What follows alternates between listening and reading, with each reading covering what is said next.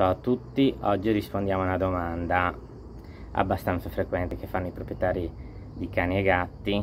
Ho trovato del sangue nelle feci, mi devo preoccupare? Cosa può essere? Prima di iniziare vi ricordo sempre che se volete iscrivetevi al canale e lasciate nei commenti se avete delle curiosità.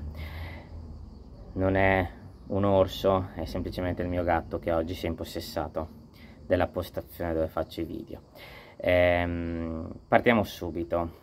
Questo sarà un video molto interessante secondo me, perché è una cosa abbastanza frequente poter trovare del sangue nelle feci del nostro cane e del nostro gatto, e cercherò insomma di spiegarvi quali sono le varie differenze, quali sono le patologie più frequenti che possono dare la presenza di sangue nelle feci, in modo tale da spiegarvi fondamentalmente quando c'è da preoccuparsi, quando c'è da preoccuparsi un po' meno. È sempre necessario che, se trovate ovviamente del sangue nelle feci del vostro animale, farlo vedere dal vostro medico veterinario di fiducia. Partiamo subito con la differenza. Il sangue com'è? Perché è la prima cosa che ci aiuta a capire da dove proviene il sangue. Se il sangue è rosso vivo, quindi è rosso come quando noi ci tagliamo e esce il sangue, generalmente quel sangue dovrebbe provenire dalla zona terminale dell'intestino, soprattutto il colon, eventualmente dal retto o dalla zona anale, quindi tendenzialmente dovrebbe essere localizzato in quella situazione. C'è da preoccuparsi di più se il sangue è rosso vivo o se il sangue è digerito. Diciamo che tendenzialmente dovremmo preoccuparci di meno quando il sangue è rosso vivo, tranne ovviamente in alcune situazioni particolari che andremo comunque a vedere. È sempre più preoccupante il sangue digerito piuttosto che il sangue rosso vivo, però ripeto, ci sono ovviamente delle eccezioni, e comunque quando trovate del sangue nelle feci non va comunque mai sottovalutato il problema. Partiamo subito, ripeto, con il sangue rosso vivo. La maggior parte delle coliti, quindi dei processi infiammatori che colpiscono il colon, può ovviamente dare la presenza di sangue, così come la giardiasi, che è un parassita. Alcune tipologie di parassiti intestinali possono dare sangue nelle feci, come per esempio i tricuridi. Può esserci la rottura di qualche capillarino, perché magari le feci sono molto dure, perché il cane o il gatto è molto disidratato e nel defecare si rompono dei capillari a livello diretto. Possono esserci delle patologie che colpiscono l'ano, e quindi per esempio le fistole anali nel pastore tedesco. Magari quando defeca ovviamente le feci si sporcano del sangue che ricopre le fistole. Possono esserci chiaramente anche dei corpi estranei, magari un corpo estraneo che è riuscito a passare, prendiamo un osso che è riuscito magari a passare, però a un certo punto si incastra e taglia chiaramente in zona, lesiona il colon, e quindi possiamo avere la presenza di sangue rosso vivo. E per esempio in questo caso non è da sottovalutare, perché potenzialmente potrebbe lacerare il colon. Può esserci anche delle neoplasie che chiaramente ulcerando perdono poi sangue, e questo, se sono delle neoplasie a livello di tratto terminale del colon e dell'ano, ovviamente possono essere sangue rosso vivo e non digerito. Diciamo che queste sono la maggior parte può esserci per esempio in caso di tenesmo, perché abbiamo magari la prostata ingrossata che fa fatica a defecare, quindi spinge, magari c'è una rottura di qualche capillare. Tendenzialmente queste sono le patologie, diciamo, più frequenti. Poi possono esserci invece tutte le patologie di quando abbiamo del sangue digerito.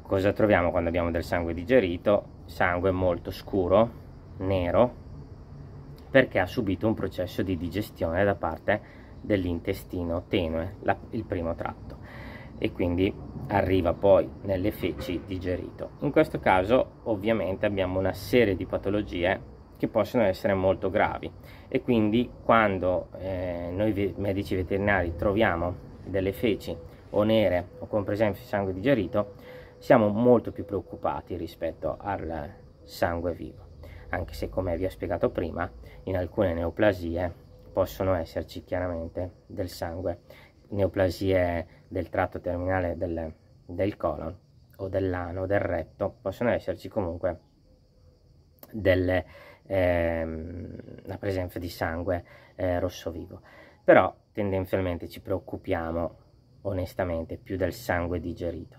In questo caso, quali sono le cause che possono dare questo tipo di problema? Diciamo le coagulopatie, quindi tutti quei processi, tutte quelle patologie che creano poi un problema alla coagulazione del sangue del nostro cane. In primis mettiamo l'avvelenamento da rodenticidi, da veleno per topi, anche se tendenzialmente è più frequente in altre sedi, però ovviamente ci può essere di solito da più emorragie polmonari, quindi tossiscono sangue, però fondamentalmente a volte trovi tranquillamente le feci nerastre, chiaramente, perché voi dovete sapere che comunque ci sono delle micro perdite di sangue a livello di intestino, di stomaco, e quindi se abbiamo un anticoagulante in circolo queste micro ferite non si coagulano e quindi abbiamo perdita copiosa di sangue, e ovviamente se non si interviene anche morte del soggetto. Ci ha completamente coperto. Se invece questo, diciamo, le coagulopatie possono essere anche problemi epatici, quindi il fegato che non lavora, non produce i fattori della coagulazione, quindi può andare incontro chiaramente a coagulopatia, e quindi presenza poi anche di feci più scure e presenza di sangue all'interno delle feci. Poi banalmente le gastriti, però tendenzialmente è una gastrite acuta, raramente ci dà la presenza di sangue, di solito devono essere problemi più importanti, come per esempio ulcere gastroduodenali o neoplasie gastriche, sono più frequenti. Ripeto, anche qui presenza di corpi estranei che possono lacerare, quindi presenza di emorragie gastriche e intestinali del tratto dell'intestino tenue.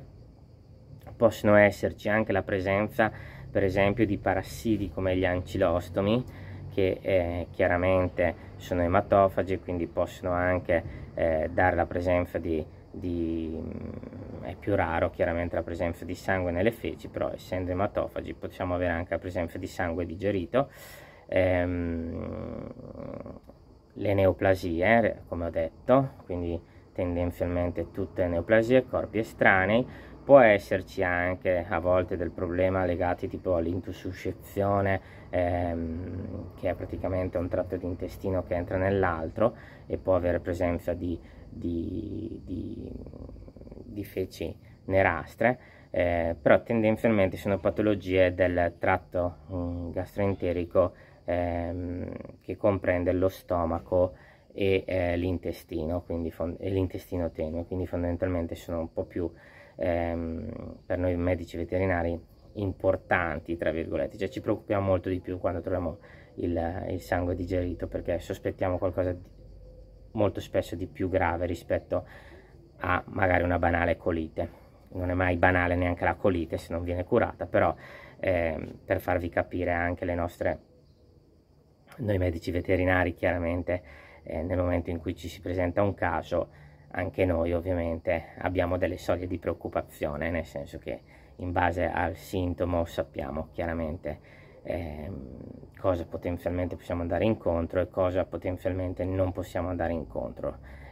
Se il cane presenta del sangue rosso vivo e alza la coda e magari è un sacco anale che si è rotto e quindi nel defecare si è sporcato di sangue, chiaramente sono meno preoccupato che se mi si presenta un cane di 12 anni magari che presenta una gravissima anemia e il proprietario ha visto le feci nere. Sono due ovviamente situazioni completamente diverse.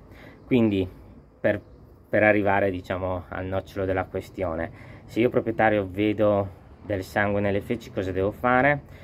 Devo ovviamente avvisare il mio medico veterinario, far visitare il cane e valutare che tipologia di problema è. La seconda risposta è: devo preoccuparmi di più se il sangue è digerito, se il sangue è rosso vivo. Devo preoccuparmi di più, secondo me, se il sangue è digerito, però anche il rosso vivo va ovviamente fatto vedere nel breve tempo possibile.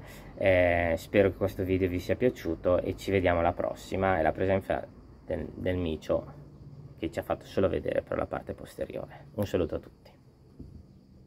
Vediamo, dai, facciamo vedere un salutone, eccolo qua.